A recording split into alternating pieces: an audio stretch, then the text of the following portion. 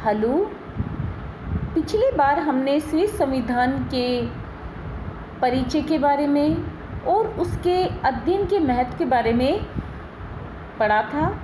आज हम स्विट्ज़रलैंड के संविधान की मुख्य विशेषताओं का अध्ययन करेंगे।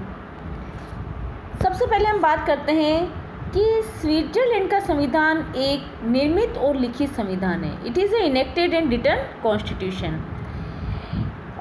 इसमें 123 अनुच्छेद हैं और देखा जाए तो ये अमेरिका के संविधान से बड़ा, लेकिन अगर हम भारतीय संविधान की बात करें तो ये भारतीय संविधान से छोटा है। स्विट्ज़रलैंड संविधान के निर्माता संघ राज्य सरकार और कैंटनों के बीच शक्तियों का स्पष्ट वितरण करना चाहते थे, इसलिए उन्होंने संविधान में उन साधारण बातों का भी उल्लेख कर दिया जिन्हें सामान्य विधेयकों के अधिकार क्षेत्रों में रहना चाहिए था। इसीलिए यह संविधान इतना बड़ा हुआ। नेक्स्ट बात हम करते हैं रिजिड कॉन्स्टिट्यूशन या कठोर संविधान की। स्विट्ज़रलैंड का संविधान एक रिजिड कॉन्स्टिट्यूशन में आता है, अमेरिका की ही भांति, क्योंकि इसमें इजीली हम अमेंडमेंट नहीं कर सकते हैं। लेकिन जैसा कि इसमें अगर हमें अमेंडमेंट करना है तो एक स्पेशल प्रोसेस से होकर गुजरना पड़ेगा। जैसे संविधान में संशोधन का प्रस्ताव संघीय सभा के दोनों सदनों द्वारा पास होना चाहिए और इसके बाद उसका समर्थन मतदाताओं तथा कैंटनों के बहुमत से होना चाहिए। लेकिन ये इतना भी कठोर नहीं है जितना कि अमेरिकी संविधान।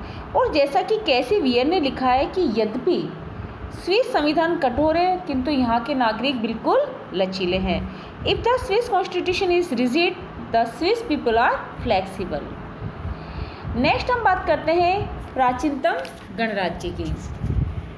जैसा कि हमने पहले भी देखा था कि स्विट्ज़रलैंड का संविधान बिल्कुल प्राचीन गणतंत्र है और यही कारण है कि यहाँ पर गणतंत्र जो है उसमें राजतंत्र के लिए कोई जगह नहीं है। नेक्स्ट हम बात करते हैं संघात्मक शासन व्यवस्था की, फेडरल सिस्टम ऑफ गवर्नमेंट।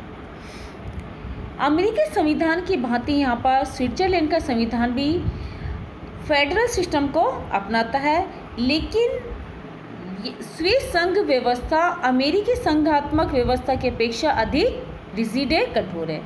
क्योंकि इसमें सबसे महत्वपूर्ण प्रमाण यह है कि अमेरिका में यदि जनता ने संविधान बनाया है तो स्विट्ज़रलैंड में कैंटनों ने।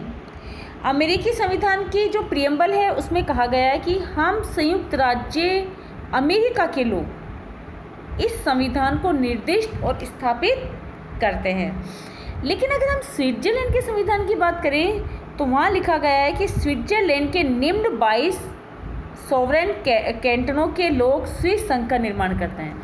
तो इससे ये स्पष्ट होता है कि यद्यपि अमेरिका और स्विट्ज़रलैंड दोनों में संघात्मक शासन व्यवस्था है, लेकिन अमेरिका की संघात्मक शासन व्यवस्था की अपेक्षा स्विट्ज़रलैंड की संघात्मक शासन व्यवस्था ज़्यादा कठोर है, क्योंकि इसका संविधान, इसका जो निर्माण है संघात्मक शासन व्यवस्था का, वो स्विट्ज़रलैंड के 22 प्रभु सत्ताधारी कैंटनों ने किया है।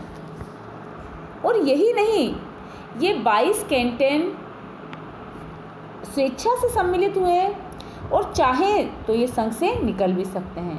और साथ ही साथ रिज्यूटरी पावर जो है, अवशिष्ट शक्तियाँ जो हैं, वो कैंटनों को प्राप्त है। तो इस प्रकार से हम देखते हैं कि स्विट्ज़रलैंड जो संघ है उसका निरालापन इस बात में है कि केवल राजनीतिक संघ न होकर सांस्कृतिक संघ भी है और अनेक भाषाई व धार्मिक विविधता वाले जातियों का संघ भी है। नेक्स्ट हम बात करते हैं संसदात्मक और अध्यक्षात्मक शासन व्यवस्था की। अमेरिकी संघात्मक शासन व्यवस्था में इन दोनों का ही समावेश किया गया है और यहाँ पर दोनों की अच्छाइयों को अपनाया गया है और इसकी बुराइयों को छोड़ दिया गया है। क्योंकि ना तो ये पूरी तरह से संसदात्मक शासन व्यवस्था है और ना ही ये पूरी तरह से अध्यक्षात्मक शासन व्यवस्था है। जैसे कि संसदीय व्यवस्था वाले देशों में साधारणतः दोहरी कार्यपालिका होती है, एक रियल और दूसरी नाम मात्र की कार्यपालिका। इसके विपरीत अध्यक्षात्मक शासन व्यवस्था में केवल सिंगल एग्जीक्यूटिव होती है। लेकिन स्विट्जरलैंड कार्यपालिका इस दृष्टि से संसदीय है कि वह वहाँ की संघीय सभा के प्रति रेस्पॉन्सिबल है, उत्तरदायी है। लेकिन निरालापन इस बात में है कि संसद के अविश्वास के कारण यहाँ की एग्जीक्यूटिव पद छोड़ने के लिए बाध्य नहीं है। तो इस प्रकार से ये कैसी हुई? अध्यक्षात्मक शासन व्यवस्था। अगर ये पद छोड़ने के लिए बाध्य होती तो कैसी होती? संसदात्मक शासन व्यवस्था की भांति। इसी प्रकार से यहाँ स्थायित्व की दृष्टि से अध्यक्षीय प्रकार की होते हुए भी यहाँ पर सेपरेशन ऑफ पावर या शक्तियों का पृथक्करण नहीं पाया जाता, जो कि अध्यक्षात्मक शासन प्रणाली में पाया जाता है। तो इस प्रकार हमने ये देखा कि यहाँ पर संसदात्मक और अध्यक्षात्मक दोनों की अच्छे गुणों को अपनाया गया है और जो इसकी बुराइयां थी उसको छोड़ दिया गया है। नेक्स्ट बात हम करते हैं यहाँ की यूनिक लेजिस्लेचर की, निराली व्यवस्थापिका की।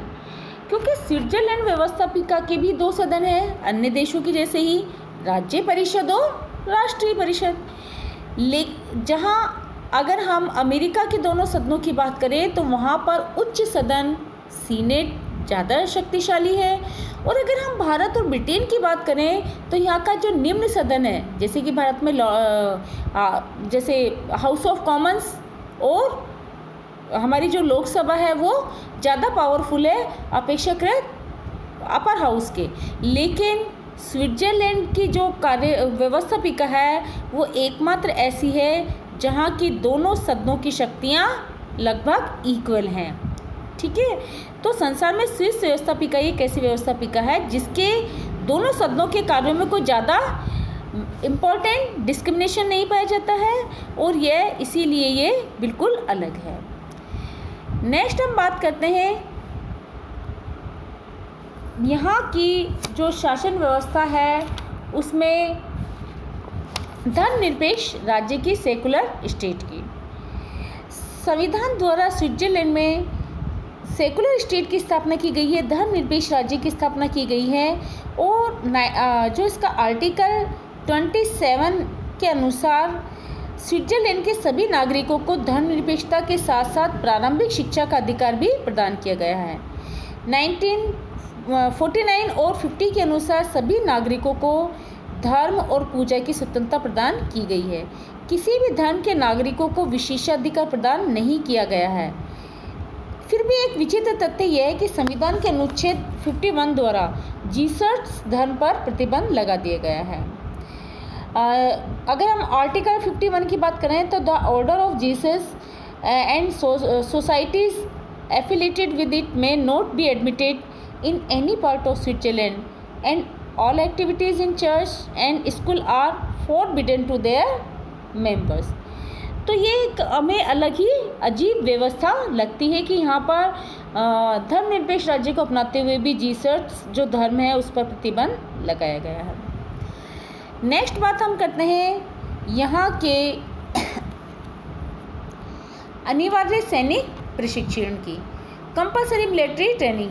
यहाँ पर संघ सरकार को स्थायी सेना रखने का अधिकार नहीं है, लेकिन आर्टिकल 18 के अनुसार प्रत्येक स्विस नागरिक को सैनिक प्रशिक्षण प्राप्त करना अनिवार्य है, और आवश्यकता पड़ने पर यहाँ के नागरिकों को क्या देनी होती है? अपनी सेवाएं भी देनी होती हैं। नेक्स्ट है अधिकार पत्र का अभाव, नो बिल ऑफ राइट्स। जैसे कि अगर हम भारत की बात करें तो भारत में मौलिक अधिकारों का एक अलग ही अध्याय दिया गया है, और अगर हम अमेरिका की बात करें तो यहाँ के जो संविधान है उसमें इसका मौलिक अधिकारों का उल्लेख मिलता है। लेकिन अगर हम स्विट्जरलैंड के संविधान की बात करें तो ये एक जगह एकत्रित नहीं है, बल्कि पूरे संविधान में बिखरे हुए हैं। जैसा कि आर्टिकल 4 में उस अधिकार की रक्षा का प्रावधान है जिसे कानूनी स्वतंत्रता, लीगल फ्रीडम कहा जाता है। आर्टिकल 27 में यहाँ पर सेकुलर स्टेट के सिद्धांत को और प्राइमरी एजुकेशन को का राइट यहाँ पर दिया गया है। अनुच्छेद 49 के अंतर्गत धर्म और पूजा संबंधी स्वतंत्रता दी गई है और आर्टिकल 60 स्विट्जरलैंड के सभी नागरिकों को इस बात का अधिकार देता है कि वे किसी भी कैंटीन में स्वतंत्रतापूर्वक रह सके और वहाँ उनके साथ किसी प्रकार का भेदभाव नहीं हो। तो इस प्रकार से हमने देखा कि यहाँ पर सारी चीज़ें अधिकार तो हैं लेकिन वो बिखरे हुए हैं। नेक्स्ट हम बात करते हैं बहुल कार्यपालिका की, प्लूरल एग्जीक्यूटिव की। जो स्विट्जरलैंड का संविधान है, वहाँ जो संघीय परिषद है, इसकी एग्जीक्यूटिव है, उसकी बिल्कुल विशेषता एक अलग ही है कि एक बहुल कार्यपालिका अर्थात प्लूरल और कॉलेजिएट एग्जीक्यूटिव को अपनाता है, जिसमें 7 मेंबर्स होते हैं और इनका इलेक्शन एवरी 4 ईयर्स के लिए संघीय सभा के द्वारा किया जाता है। और यहाँ पर सबसे बड़ी बात है कि सभी सदस्यों की स्थिति एक समान होती है। प्रत्येक व्यक्ति बारी बारी से 1 वर्ष के लिए परिषद का प्रधान होता है और इस प्रधान को ही क्या कहते हैं, राष्ट्रपति कहते हैं, प्रेसिडेंट कहते हैं। परंतु यहाँ राष्ट्रपति वस्तुतः राष्ट्र की धुरी नहीं होता, उसमें और परिषद के अन्य सदस्यों में कोई अंतर नहीं होता और वह किसी भी प्रकार परिषद के अन्य सदस्यों की अपेक्षा राष्ट्र के संचालन के लिए अधिक उत्तरदायी नहीं होता। वह राष्ट्र की सर्वोच्च अधिशासी समिति का एक सभापति मात्र होता है। तो इस प्रकार से हमने देखा कि यहाँ की जो बहुल कार्यपालिका पाई जाती है वो बिल्कुल अलग है। इसी प्रकार से हमने देखा कि जो स्विट्जरलैंड का संविधान है उसकी जो नेक्स्ट विशेषता है वो है न्यायपालिका की दुर्बल स्थिति, secondary position of the judiciary. Switzerland के जो संघीय न्यायाधिकरण है उसकी जो कंडीशन है वो ज़्यादा इम्पोर्टेंट नहीं है जैसे कि भारत या अमेरिका में है। अगर हम अमेरिका की बात करें तो यहाँ पर बहुत ज़्यादा इसकी अच्छी कंडीशन है और जुडिशियली सुप्रीमसी का सिद्धांत पाया जाता है। लेकिन यहाँ पर संघीय कानूनों की व्याख्या करने का अधिकार केवल संघीय सभा को है और यदि किसी कैंटन का कोई कानून संघीय कानून या संविधान के विरुद्ध है तो वह संघीय न्यायाधिकरण के द्वारा अवैध घोषित किया जा सकता है, अन्यथा नहीं। तो इस प्रकार से यहाँ ज़्यादा इसकी अच्छी स्थिति नहीं है। तो इस प्रकार से हमने देखा कि स्विट्जरलैंड के संविधान की कुछ विशेषताएं बिल्कुल अलग है। अगर हम इसका अमेरिकी संविधान से कंपैरिजन करें तो दोनों के ही लिखित संविधान है, दोनों के ही निर्मित संविधान है, दोनों के ही कठोर संविधान है, दोनों की ही संघात्मक शासन व्यवस्था है। अंतर इतना है कि जो अमेरिका की संघात्मक शासन व्यवस्था है उसे अमेरिकी जनता ने अपनाया है और यहाँ कैंटन्स ने। दोनों में ही बहुल कार्यपालिका है। अगर हम यहाँ की बात करें तो यहाँ बहुल कार्यपालिका है स्विट्जरलैंड में, लेकिन अमेरिका में एकल कार्यपालिका पाई जाती है। यहाँ पर औपचारिक अधिकार पत्र का अभाव होता है, वो यत्र तत्र बिखरे हुए हैं। संविधान में किसी एक जगह पर इनका उल्लेख नहीं है, लेकिन यहाँ पर संविधान पत्र में संविधान का जो मौलिक अधिकार हैं उनका उल्लेख है। स्विट्जरलैंड में संविधान न्यायपालिका की दुर्बल स्थिति है, लेकिन अगर हम अमेरिका की बात करें तो यहाँ पर जुडिशियल सुप्रीमसी का सिद्धांत पाया जाता है। अगर हम स्विट्जरलैंड के सदनों की बात करें तो दोनों सदन समान है, लेकिन अगर हम अमेरिका की बात करते हैं तो यहाँ पर सीनेट की स्थिति ज़्यादा मोर पावरफुल है। इसी प्रकार से यहाँ पर पार्लियामेंट्री और प्रेसिडेंशियल सिस्टम का मिक्सचर है और यहाँ पर अमेरिका में यहाँ पर क्या पाई जाती है, अध्यक्षात्मक शासन प्रणाली पाई जाती है। स्विट्जरलैंड में बहुदलीय प्रथा है, लेकिन यहाँ पर द्विदलीय प्रथा ही है, अर्थात 2 ही दल ज़्यादा इम्पोर्टेंस रखते हैं। यहाँ का वातावरण है जो राजनीतिक, कहाँ का, स्विट्जरलैंड का, वो शांत राजनीतिक वातावरण है।